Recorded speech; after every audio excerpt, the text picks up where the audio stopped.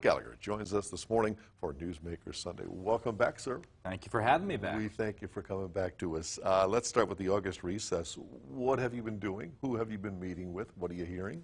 Well, first of all, I don't think we should be having a recess. I think we were elected to do a job, and if you look at the host of issues that we face, I mean, whether it's a broken immigration system, a healthcare system, or costs continue to go up and up, I think the American people want us to stay in session, work together, and get stuff done. So the idea that we would take 6 weeks off with all these issues unresolved is absurd to me, and it's why I've introduced reform legislation that wouldn't allow Congress to take a recess unless it's done certain things. Now, that being said, I mean, obviously it's always better to be in Wisconsin than in D.C. from a personal perspective.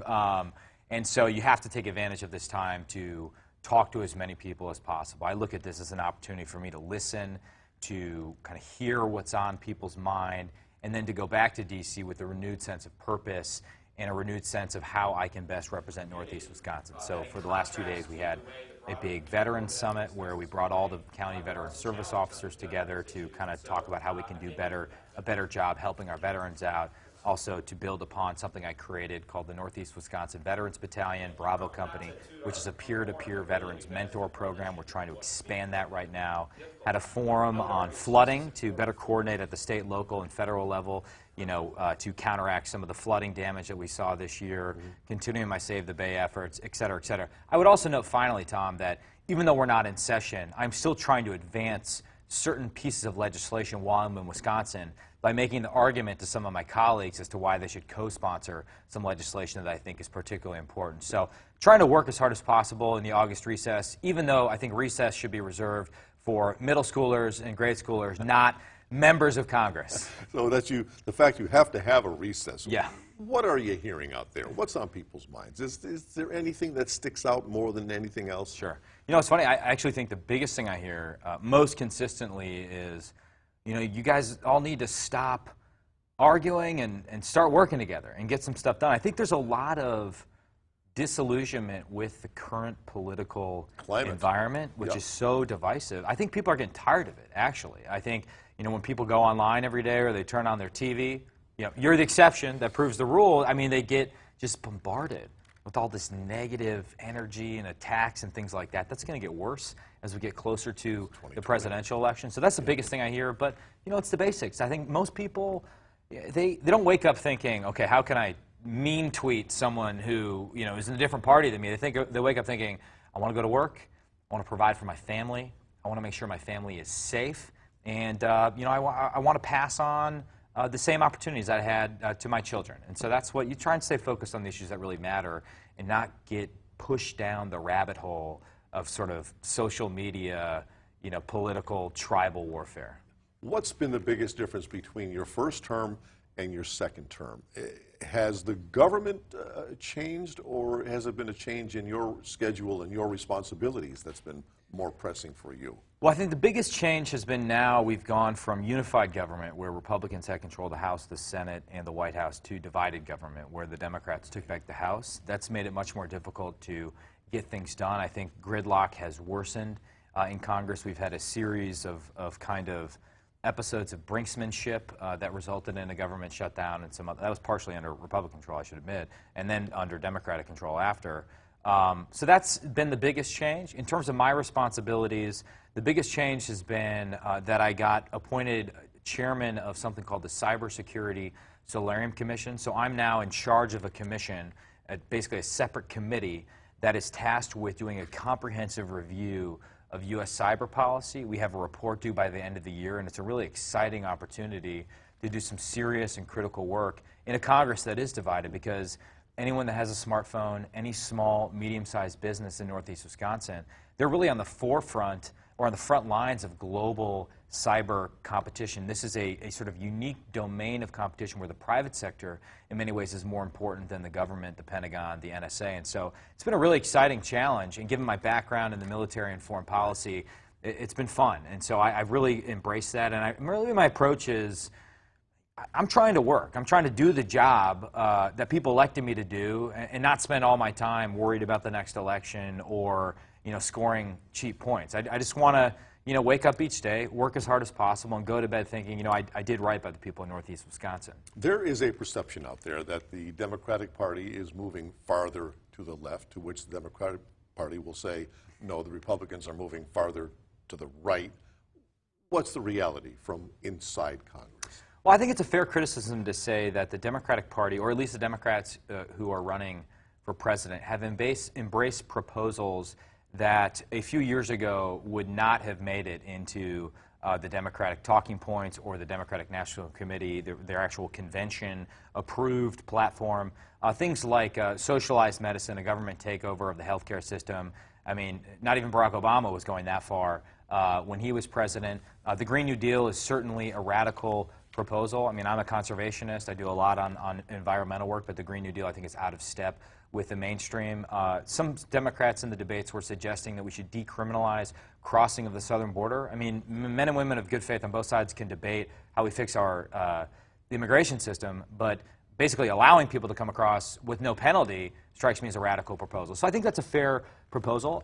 Maybe sort of, to be fair to people on the other side, I think a criticism of everyone would be that both parties or the political environment, as we were talking about before, has become more divided. And we've sort of self-sorted into really divided groups. I think the sort of middle or people that would identify as independents is getting fewer and fewer. I think the data back that up. And again, what I hear a lot from people is this is about as divided as I've ever seen it in my entire lifetime, right? And these are people that lived through some pretty divisive times, whether it be the late 60s, you know, post, you know, Watergate. Exactly. So, yeah, that's an interesting challenge to deal with. If you're someone that wants to get things done and get results, that's a difficult environment to work in, for sure. So is this divisiveness leading to fatigue on the part of your constituents, or is it making us more engaged? I can't wait for that next election. Oh, that's a great question. No doubt it fires some people up, right? I mean, I think you have people that, if they perceive the other side to be an existential threat to their existence, they're going to get fired up and do whatever they can to defeat the other side. But I do think that there are a lot of people that are tuning it out. And I do worry that you're going to have people that get disillusioned with the political system. Certainly, Congress's approval ratings reflect that, right? Congress has an 11% approval rating. People think Congress is a dysfunctional institution. It's why I've worked so much on reforms that I think are necessary to restore Congress.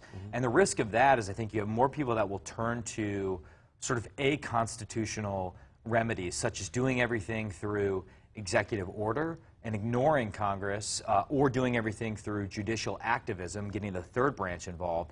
And that really creates a lot of chaos. That's not what the founders and the framers had intentioned. And the problem is that even if you agree with that particular executive order or that particular ruling, it's almost by definition impermanent because a new president could come in and reverse it. That's why we need the People's Branch, Article 1, to step up, reclaim a lot of its authority, and get back to just the basics of doing its job. Otherwise, we're going to have more chaos, and I do think more people are going to get disillusioned with the system and tune out. We've got an election coming up in 2020, President Trump running again. How or will this affect your race in 2020? I hadn't heard that we had an election coming up. Not joking.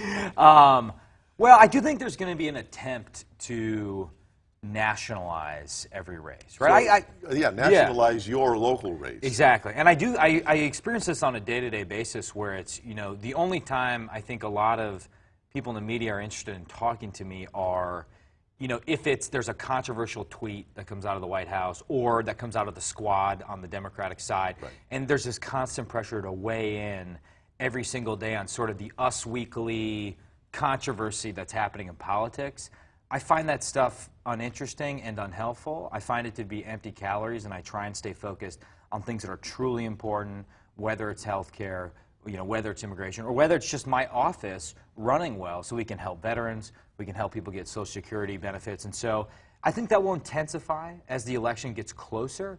But again, I think part of the reason our presidential elections have gotten so pervasive, have gotten so intense, is because of what I described before. We've basically given the presidency and the executive branch so much power that the presidential election takes on increased importance. And I'm not necessarily sure that's healthy, right? there's a reason why the framers invested most of the power in the first branch of government, because there are more of us, we are more accountable. Certainly in the House, we're the people's House, we're up for election every 2 years.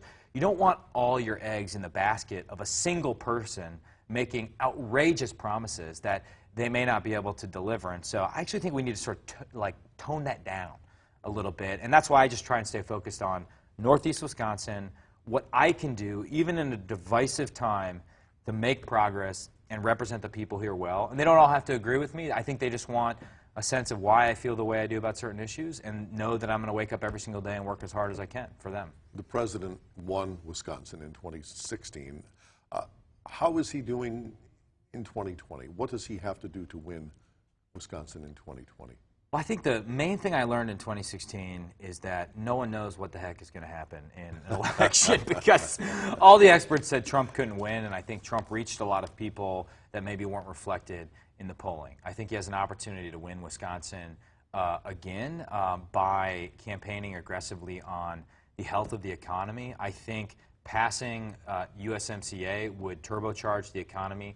Avoiding further tariff disputes, particularly with our allies, would also be a way where Wisconsin farmers could feel a positive economic impact, and I think that's the biggest risk. I think there are a lot of people who voted for Trump in Wisconsin who are also feeling some economic pain right now in the agricultural industry, and so let's think about what can we do to make their lives easily. And then I just would encourage, anyone in the White House or anyone on the ballot in 2020 to focus on the things that matter, right? I mean, we've made enormous progress in rebuilding the military in the last 3 years. The economy seems to be doing well, but we can't take it for granted. We got to get our fiscal house in order. As I said before, we should resolve some of these tariff disputes. We're going to have to stay tough on China. And if you do that, then you can create a explicit contrast with whoever is on the ballot on the other side. But I approach this with a great deal of humility. I don't think everyone's crystal ball broke in 2016. I don't trust the polling. I think all the high-paid political consultants that make a living off of this really kind of bamboozled us, and we should just all trust our gut and just focus on, I try and stay focused on the local level and not the national stuff. Congressman Mike Gallagher is our guest this morning, and we continue with him right after this, so please stay with us.